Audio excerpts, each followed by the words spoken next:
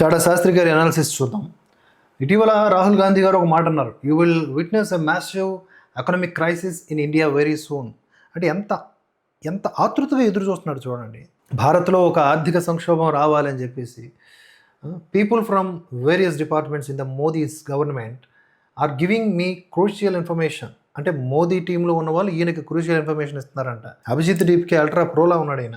I'm telling you, Narendra Modi will fall from the PM's chair with in 1 year. ఎందుకు ఇలాగా?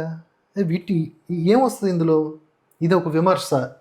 నిజానికి మనకు కొన్ని లెక్కల ప్రకారం చూసుకుంటే గల్ఫ్ సంక్షోభ సమయంలో కూడా మనం దూసుకుపోతున్నామని ఐఎంఎఫ్ కొన్ని లెక్కలు చెబుతోంది.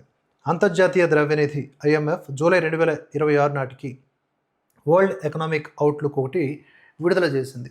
అందులో భాగంగా ప్రస్తుతం అంతర్జాతీయ సవాళ్లు, భౌగోళిక రాజకీయ ఉద్రిక్తతలు ఉన్నప్పటికీ ప్రపంచంలోని అతిపెద్ద ఆర్థిక వ్యవస్థల్లో భారతదేశం మాత్రం వేగంగా అభివృద్ధి చెందుతున్న దేశంగా పేర్కొంది, స్పష్టం చేసింది.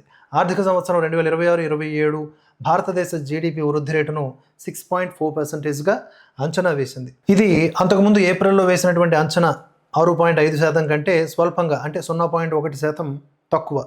అంటే గ్లోబల్ మార్కెట్లో ఇంధన ధరలు పెరగడమే ఈ స్వల్ప తగ్గింపునకు గల కారణమని చెప్పింది. ఆర్థిక సంవత్సరం 2027-28 అంటే వచ్చే ఆర్థిక సంవత్సరానికి గాను వృద్ధి రేటు అంచనాను 6.7%కి పెంచింది. ఇది మునుపటి అంచనా కంటే 0.2% ఎక్కువ. అంతర్జాతీయంగా పెరిగినటువంటి చమురు ధరల ప్రభావం తగ్గాక భారత ఆర్థిక వ్యవస్థ మరింత పుంజుకుంటుందని ఐఎంఎఫ్ విశ్వాసం వ్యక్తం చేసింది. 2026 క్యాలెండర్ సంవత్సరంలో భారత వృద్ధి 7% గాను, 2027లో 6.4% గాను ఉంటుందని పేర్కొంది. ప్రపంచ ఆర్థిక వృద్ధి మందగిస్తున్న సమయాన భారతదేశం స్థిరంగా దూసుకుపోవడానికి ప్రధాన కారణాలను రిపోర్టు వివరిస్తోంది.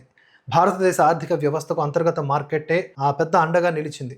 ప్రైవేటు వినియోగం అంటే ప్రజల కొనుగోలు శక్తి, గృహ వినియోగ వ్యయం ఇవన్నీ కూడా బలంగా కొనసాగుతూ ఉంది.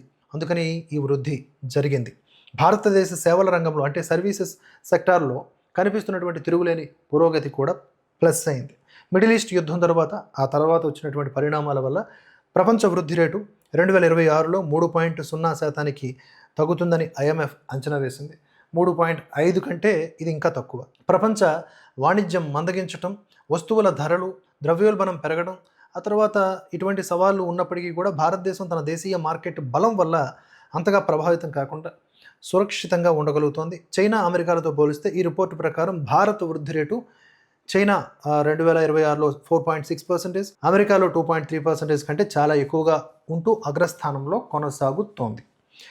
ఆర్బీఐ కూడా ఇటీవల తన జూన్ ద్రవ్య పరపతి సమీక్షలో పశ్చిమాసియా ఉద్రిక్తతలు మరియు ఇంధన ధరల హెచ్చుతగ్గులను దృష్టిలో ఉంచుకొని ఫైనాన్షియల్ ఇయర్ 27 వృద్ధి రేటును 6.6%గా అంచనా వేసింది. దీంతో పోలిస్తే ఐఎంఎఫ్ అంచనా స్వల్పంగా తక్కువగా ఉంది. ఇది కాంటెక్స్ట్. సో విపక్ష నేతలైనటువంటి వ్యక్తులు దేశం ఒకవేళ నిజంగా అలాంటి కుదుపునకు లోనైతే ప్రమాదం, ప్రజలు ఇబ్బంది పడతారు కనుక జాగ్రత్తలు తీసుకోవాలి అని చెప్పాలి, కానీ జోష్యాలు చెప్పకూడదుగా. భారత్ కుప్పకూలిపోతుంది ఆ మాట అనడానికి ఎలా వస్తుంది? హృదయం ఎలా వస్తుంది? దేశం పట్ల ప్రేమ, అభిమానాలు ఉంటే ఈ దేశం కుప్పకూలిపోవాలి, ఈ దేశం అదైపోవాలి, ఇదైపోవాలని కోరుకుంటారా? మోదీ ఈ సంవత్సరం కాకపోతే ఇప్పుడే దిగిపోతాడు, రేపు అనేది ఎవరికి అంచనా లేదు కదా. మోదీ దిగిపోవడంతో కాదు కదా ఇక్కడ దేశానికి ప్లస్ మైనస్. పాలకులు ఏం చేయాలి, ఏం చేయకూడదు, ఏం చేస్తున్నారు, తప్పు తడకలు, వాటిని కదా విపక్ష నేతలు చెప్పాలి. ఒక్క రోజన్నా ఈ రాహుల్ గాంధీ పనికొచ్చే విమర్శ చేశాడా అంటే లేనే లేదు. మీ దృష్టిలో వస్తే కామెంట్స్ రూపంలో చెప్పండి.